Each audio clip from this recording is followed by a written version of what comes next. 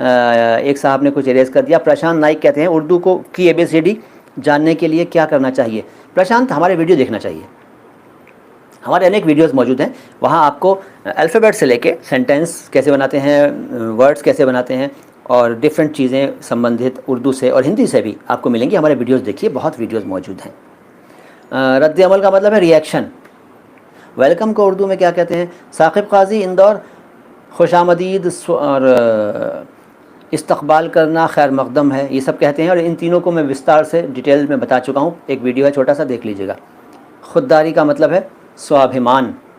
मुक़द्दर का मतलब तकदीर, भाग्य, नसीब। अरबाब तुम जानते हो यार, क्या क्या पूछते हो। केतन ठाकुर, मुल्हिद कहते हैं नास्तिक को, ठीक है, जो इल्हाद को मानता हो, यानी जो ईश्वर के होने में विश्वास ना करता हो, अल्लाह के होने में यकीन ना रखता हो, उसे मुल्हिद कहते हैं, ठीक है। और फैज़ान अली आए हैं।